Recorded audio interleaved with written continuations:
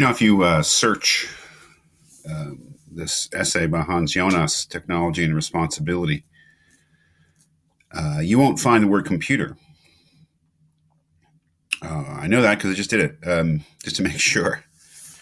I don't know what Jonas thought of computers. I don't know if he had them in mind when he wrote this really landmark essay, and I believe around 1970 or so. We have to maybe think our way back to that time a little bit. I mean, certainly the computer revolution was well on its way. Digital computer had been developed in the post-war era to a certain point. But the ubiquity of computers in the everyday life of an average person was not yet a reality. There were no PCs. Computers were, big mainframe things that IBM and Olivetti and other companies had developed and were the province of specialists. They had begun to be, obviously, were used extensively in business, but by specialists, and they were understood by a small elite of engineers, computer science people, and that was about it. So we're not looking for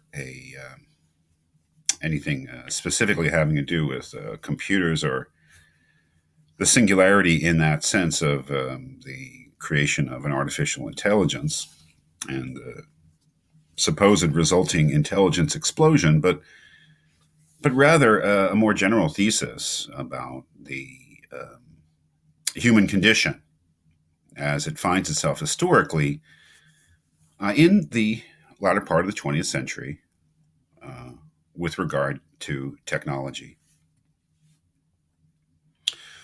And I think that the idea here in this essay is certainly the inspiration for the course, or at least the framework through which I have imagined this course, and that is that technology in general in Jonas's thinking, but specifically for this course, computer technology poses novel ethical challenges. Or maybe that's the question, whether we are challenged at a very deep level by the development of digital technology, computers, to such an extent that we really have to develop new ethical tools, new ethical frameworks, new ways of thinking and ethics to deal with our current situation. And that certainly is the thesis of Jonas's essay.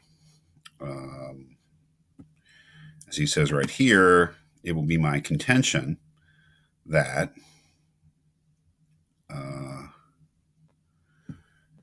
with certain developments of our powers, the nature of human action has changed. And since ethics is concerned with action, it should follow that the changed nature of human action calls for a change in ethics as well. That is, as we'll see, Jonas has some very specific reasons for thinking this is true. That is, that the power of our technology, at least as a collective, as a species on this planet, has reached a point where, in a certain sense, it has burst asunder the ethical frameworks that we have been left with by previous human civilizations. What kind of things is he talking about when it comes to those previous ethical frameworks? Let's see.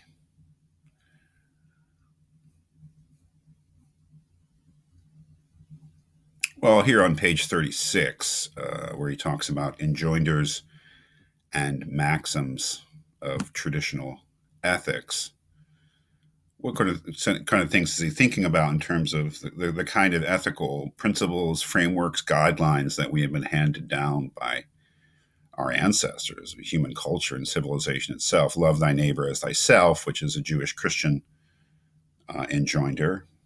Do unto others as you would wish them to do unto you, the so-called golden rule. Instruct your child in the way of truth. I think that is Taoism. Strive for excellence by developing and actualizing the best potentialities of your being qua man. That's a rather unwieldy formulation, but that's Aristotle. That's Aristotelian ethical philosophy. Subordinate your individual good to the common good, which is one of the principles, I suppose, of utilitarianism.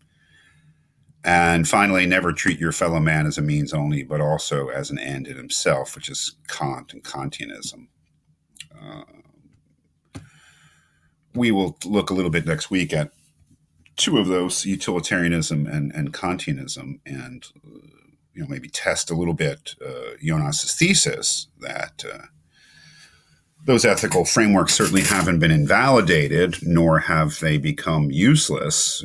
They are more or less the ethical principles that rule ordinary, everyday human life, but that in certain circumstances, when it comes to decisions made about technology, the development of technology, the use of technology, the decision to implement technology, that they no longer are adequate to the kind of decisions that we need to make. The question is, why does he think this is true? What has changed? How has technology and the power of technology put us in such a position that we can no longer rely upon these guidelines, these frameworks, these principles to make good decisions? Well, that is, of course, the question of the essay, and we see two basic, I would say, two basic reasons, or two ways in which technology has outgrown or has made those frameworks inadequate. Number one is both having to do with the power of technology. As he says here on page 35, there were certain presumptions or certain assumptions or things that were taken for granted by these ethical frameworks. First of all, that all dealing with the non-human world was ethically neutral, in the sense that nature was this force, even maybe a god or goddess, but certainly nature was so powerful in relation to us that we could not actually affect nature in any kind of substantive way. That whatever we did as human beings, and however meaningful that may be to other human beings, it would ultimately not affect nature as a whole. Non-human nature was just a force that dwarfed us, and that we couldn't hope to or imagine that we could, with our tiny powers of human technology, affect it in any kind of long-lasting or deep way. That is no longer true, obviously. I mean, this is really what one of the huge things that Jonas was getting at. And remember, the early 70s, really the nascent environmentalist movement, was it was no longer true that human action was obviously affecting nature in ways that were permanent and substantive. Maybe not permanent, but long-lasting and substantive.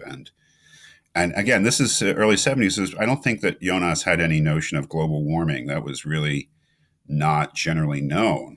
The evidence about human, anthropogenic climate change was really known by very few people, or speculated upon by very few people. Of course, within 10 or 15 years, that was no longer the case, but in the early 70s. But it really is an example of that. The second presumption here that the earlier ethical frameworks had, that ethics was about how human beings dealt with each other, and that there was really nothing beyond the human that had any kind of ethical significance. The fourth one here is one we'll start in the next talk, which is incredibly important. And that's the presumption of the here and now. That is that whatever decisions we made, ethical decisions we made, were very, very short in terms of the time span of their effects.